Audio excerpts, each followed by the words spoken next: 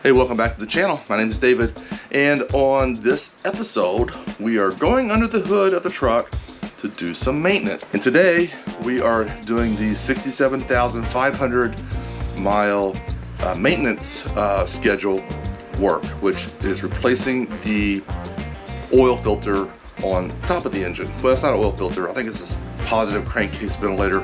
I think that's what they used to call it back in my old days. So we're gonna go under the hood and replace that. Should be an easy job, but it's very expensive to take it into the dealer. So I'm gonna show you how to save some money. So here we are under the hood of the mighty Ram with the Cummins engine. And we're gonna get started. We're gonna remove this shroud here, okay? And I believe these are 8mm bolts. I'll confirm that here shortly. And then I've already started just because I need to make sure I had the right tools. You need to remove this harness right here. And this just clamps onto this bolt right here. They just kind of sit down there. They're not screwed on or anything. They just like a friction. This just held up by friction. And there's another one right back here, the same way. And I just used one of these. And this came from a toolkit for for interior. You pop something out or whatever. So this just popped them right up. So next thing, let's go ahead and get the back one off, and then we'll get the shroud off. Okay, so it looks like once you get this out of the way, then there's two stem type of bolts that hold this cover on. This is where we replace that that filter. So we've got, well, let's pull the shroud off first.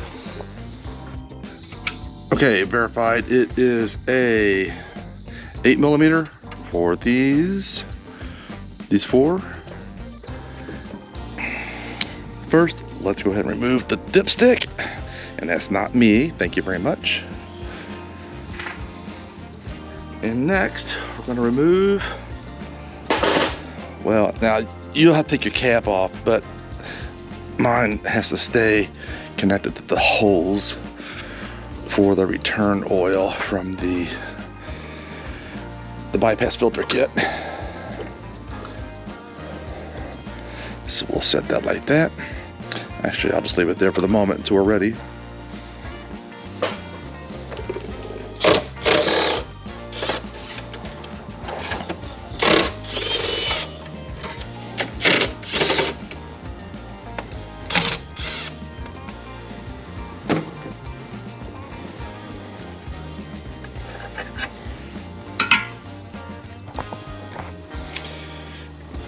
Now I can move this out of the way.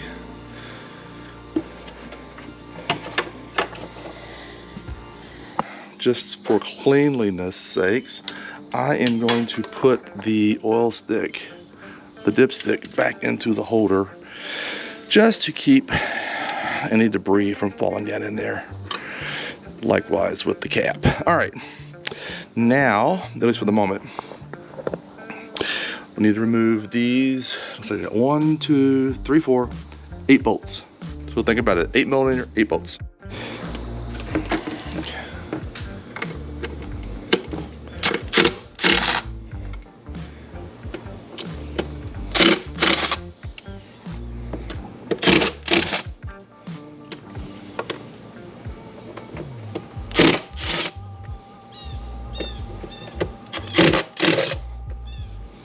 The back one here is where I might have to use a swivel. Same with that one. I'll need a deep well for that one and a deep well for that one. But let's get these screws out of here. So when you're finished getting all the screws out, you should have 4 screws for the that shroud, and 1, 2, 3, 4, 5. 1, 2, 3, 4, 5, 6, 7. Oh, I haven't got number 8 out yet. So like I was saying, this back one here is a little awkward to get to, and let's just see if this will work. It's pretty close. Might have to not use that extension. and 3/4 is just too big. I'm just gonna resort to the old fashioned handheld. Okay, guess what? I found my 3/4 inch, no, sorry, my 1/2 inch swivel. So now let's see if I can get back in here. Now I could probably use the extension, and even though I could probably hook this to the impact wrench, I think I'm just gonna take it slow back here. There's a lot of stuff going on. There we go, that wasn't too bad. These aren't really overly tight, so that's good. Matter of fact, see just that little bit, I can already hand turn it. All right, let's loosen that up. Take that off, and we're gonna remove this last bit by hand so we don't drop it. Of course, it's not a real job until you drop something, right? Let's hope not. This would be in a bad spot. All right, there. So now we have 4, and they're all the same size, or at least it appears to be, yeah. But 4 for the shroud. 1, 2, 3, 4, 5, 6, 7, 8 for the cover. So let's go ahead and pull that off and get that filter replaced.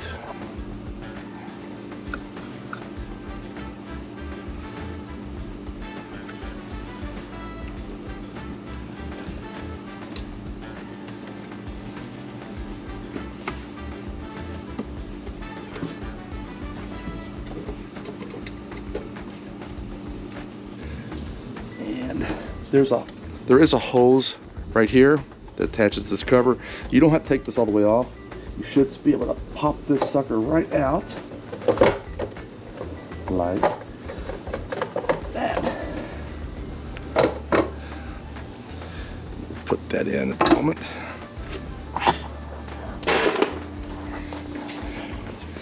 This, my friends, is that filter. It's very oily, so let me get some rags and clean myself off. Okay, now I am not sponsored by Gino's Garage, but quick story, I ordered fuel filters from Amazon for my fuel filters, and of course one of them was sent incorrect. So not having trust that I can always rely on, accurate products, I found out about Gino's Garage, and you can put your model in there, make sure that you get the right stuff for your truck. So when you go to get the replacement of these, you do not have to buy the Mopar brand filter, because they're made by Fleetguard. I mean, so look, this is the original, and look, Fleetguard, made in USA. Let's see what the replacement is.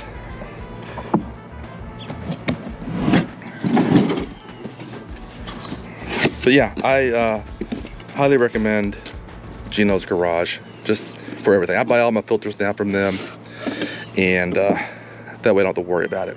Oh yeah, look at the difference there. Old, new. All right, so let's take a little bit of oil off here, lube these things up. Now this job isn't really that hard to do, and it isn't even really time consuming.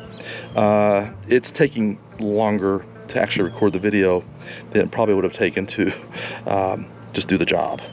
And I think dealerships, they want to charge you something like $400 for this job. And there's no way I was paying $400 for a job that takes, I mean, if you took your time, it might take an hour, maybe. So, all right. Now, I did buy a replacement gasket just in case, but most people, I don't think, change them out. But in case I have to, I've got it. All right, let's put the new one back in place.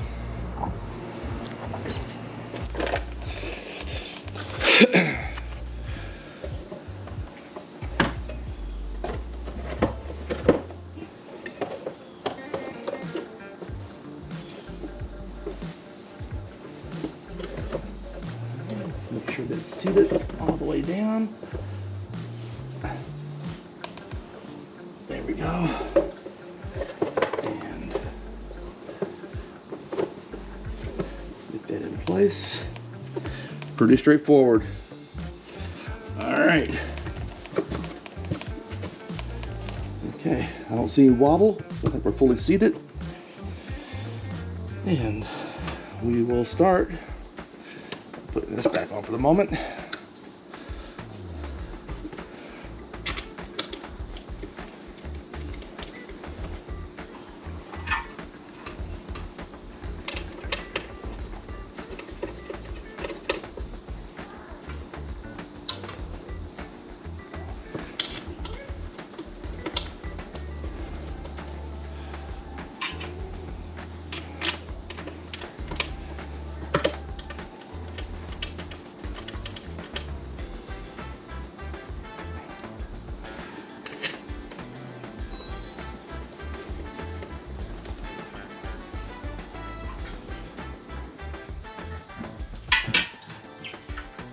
A reminder, this goes into the left to rear socket, or the holes.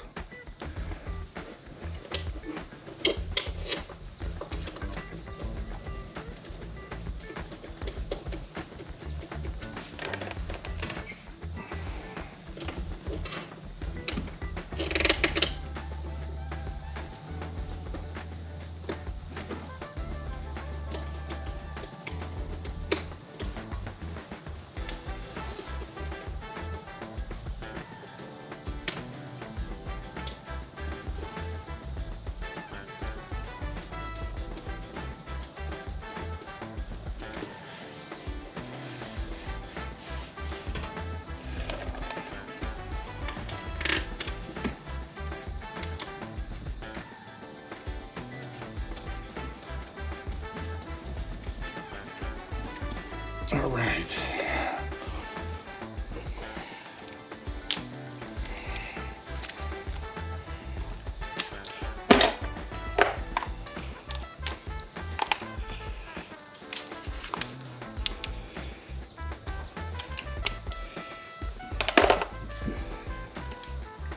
And I always take caution and not over torque these things. I don't really know what the torque rating is for this, but again, they weren't very tight, so be careful and don't, if you're using an impact wrench, don't go crazy with it.